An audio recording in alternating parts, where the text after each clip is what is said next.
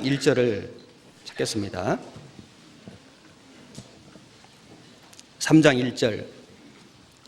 여호와께서 가나안 전쟁을 알지 못한 이스라엘을 시험하려 하시며 이스라엘 자손의 세대 중에 아직 전쟁을 알지 못하는 자에게 그것을 가르쳐 알게 하려 하사 남겨두신 열국은 블레셋 5 방백과 가나안 모든 사람과 시돈 사람과 바알 헤르몬산에서부터 하맛 어구까지 레바논 산에서 거하는 히위 사람이라. 남겨두신 열국으로 이스라엘을 시험하사 여호와께서 모세로 그들의 열조에게 명하신 명령들을 청종하나 알고자 하셨더라. 자, 여기에 보면 하나님이 그 가나안 땅에 남겨두신 열국이 있다. 이 가나안 땅, 하나님이 이스라엘 민족에게 약속하신 땅이지 않습니까? 젖과 꿀이 흐르는 땅.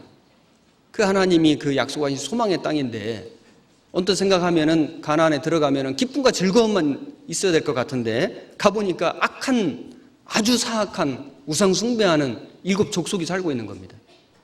하나님이 그 가나안 땅에 남겨두신 열국은 이방 민족, 여러 민족을 고의적으로, 계획적으로 남겨두신 겁니다. 왜 남겨두셨을까?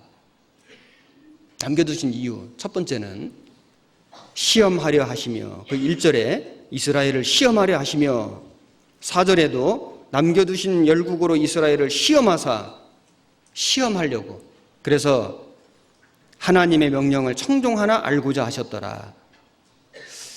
첫째는 시험하기 위해서입니다. 우리 학교 다닐 때 시험 많이 봤죠? 시험은 즐겁습니까? 괴롭습니까? 시험은 좀 괴롭습니다. 이스라엘 민족이 가나안 땅에 들어가서 그 7 족속과 싸우고 전쟁하는 것은 사실은 즐거운 일은 아닙니다. 이것은 힘든 일입니다. 고통입니다. 괴로운 일입니다. 그런데 하나님 허락하셨습니다. 왜냐하면 그 시험을 통과해야만 하나님의 자녀, 하나님의 백성, 하나님의 군대라는 것이 입증되기 때문인 겁니다. 시험을 왜 볼까요? 어떤 자격을 점검해가지고, 자격을 측정해가지고 그 자격이 있는 사람이라는 것을 증명해주기 위해서 시험을 보는 거거든요. 지금 대통령 선거를 앞두고 있는데 무슨 방송국 토론회를 한다. 그러면 국민들이 이 방송을 보면서 뭘 하고 있습니까? 대통령 자격을 시험하고 있는 거지 않습니까? 시험 보는 거거든요. 그러니까 후보들이 얼마나 긴장하고 준비하고 노력하지 않겠습니까? 그걸 통해서 대통령 자격이 있는 사람이 검증이 되는 거잖아요. 장관 청문회를 한다. 이 장관의 자질이 있는지, 결격 사유는 없는지 그 시험 보는 거거든요. 시험은 힘든 겁니다. 가끔 이 비행기 그 승무원들 서비스를 잘하는지, 고객을 친절하게 대하는지 시험하기 위해서 그 시험관들이 고객으로 가장해가지고 비행기에 탑승하죠. 그래서 시험을 잘 통과하면은 훌륭한 승무원으로 자격이 입증되는 거지 않습니까? 시험을 통과 못하면은 자격 없는 것으로 입증이 되는 것이고, 이스라엘 민족에게 그 가나안 땅에 남겨두신 열국, 그 악한 사악한 7 족속을 하나님이 고의적으로 남겨두셨는데, 남겨두신 이유가 뭐냐면은 고통 주려고 하신 게 아니고 시험을 통해서 하나님의 자녀, 하나님의 백성, 하나님의 군대로 입증해 주시려고, 그 시험을 통과해 주시려고, 입증하게 해 주시려고 열국을 남겨두셨다, 이렇게 말씀하셨습니다. 그리고 또 한 가지 목적은 2절입니다. 이스라엘 자손의 세대 중에 아직 전쟁을 알지 못하는 자에게 그것을 가르쳐 알게 하려 하사 남겨두신 열국은, 또 한 가지 목적이 전쟁을 모르는 그 세대 사람들에게, 이 가나안에 들어온 세대는 이 광야 40년 통과하는 중에 태어난 사람들입니다.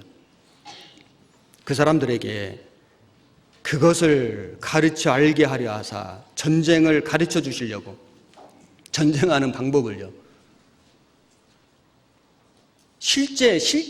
실전에서 싸우는 법을 가르쳐 주시려고 열국을 남겨두셨다.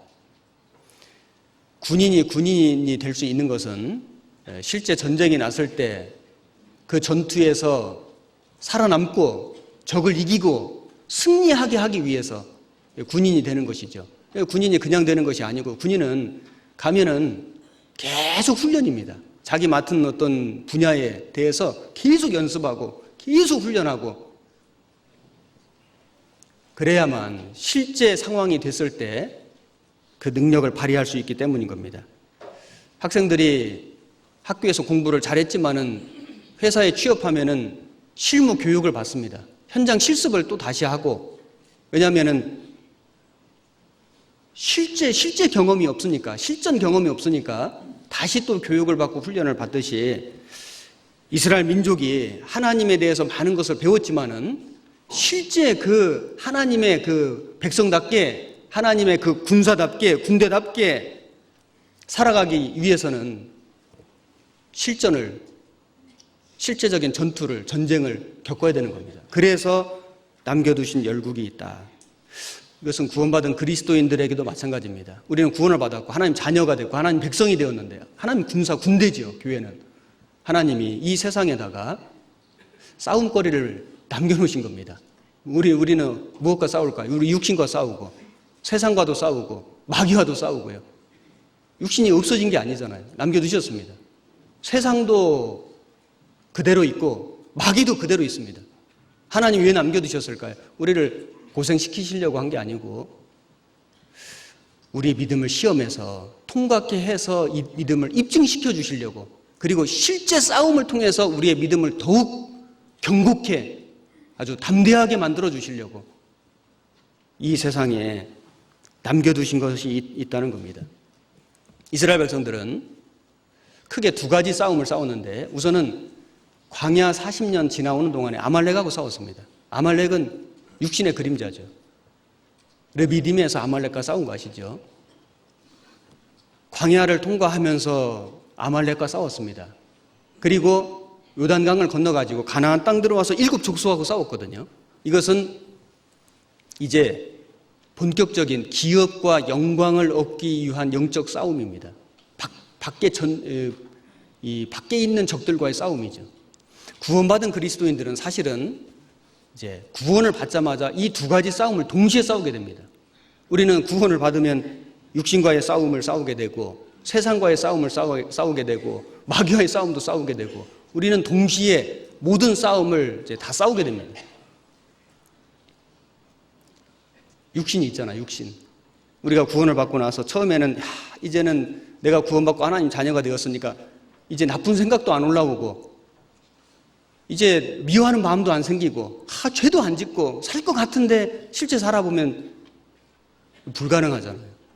이게 구원받은 사람이 왜 이럴까? 때로는 고민도 되고 낙심도 되고. 구원을 받았는데 이 세상에 어려움이 그대로 남아있잖아요. 땀 흘려 일해야 되고 가정을 지켜야 되고 수고하고 애쓰고, 그리고 세상 사람들이 겪는 모든 이 생로병사의 과정도 우리는 다 겪잖아요.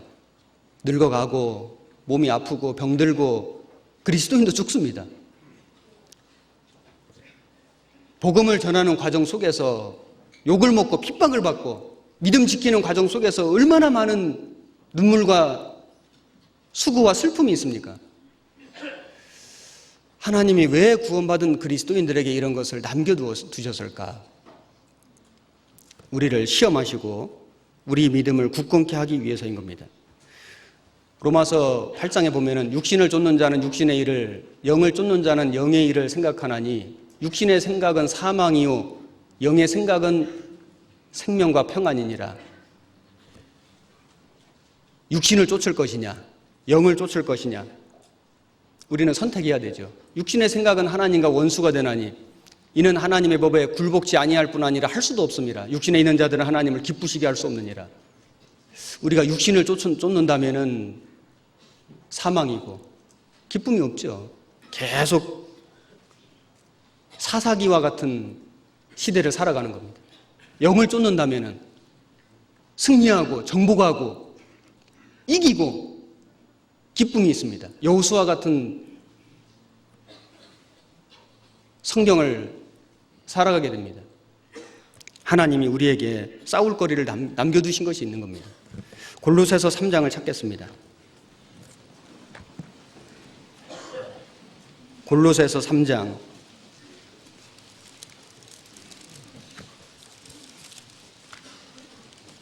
5절, 신약성경 326페이지입니다. 3장 5절. 그러므로 땅에 있는 지체를 죽이라. 곧 음란과 부정과 사욕과 악한 정욕과 탐심이니 탐심은 우상 숭배니라. 이것들을 인하여 하나님의 진노가 임하느니라. 너희도 전에 그 가운데 살 때에는 그 가운데서 행하였으나 이제는 너희가 이 모든 것을 벗어버리라. 곧 분과 악의와 회방과 너희 입에 부끄러운 말이라. 너희가 서로 거짓말을 말라. 옛사람과 그 행위를 벗어버리고 새 사람을 입었으니 이는 자기를 창조하신 자의 형상을 조차 지시기까지 새롭게 하심을 받는 자니라. 땅에 있는 지체를 죽이라. 육신이죠. 육신이 남아있는 겁니다. 영혼을 거스려 싸우는 육체의 정욕을 제어하라. 육체의 정욕이 있는 것이거든. 하나님이 남겨두신 것이 있습니다. 아말렉을 진멸하라고 말씀하셨죠. 진멸하라. 진멸하라는 것은 하나도 남기지 말고 다 죽이라는 겁니다. 육신을 진멸하라. 육신은 진멸해야 할 대상이지 타협할 대상이 아니거든요. 사울 왕은 아말렉과 전쟁할 때 눈에 좋아 보이는 것을 짐승들을 살려두었습니다. 아각 왕도 자기 자랑을 위해서 살려두었죠. 결국 사울 왕이 폐위되고 하나님께 버려지고 전쟁터에서 죽었습니다.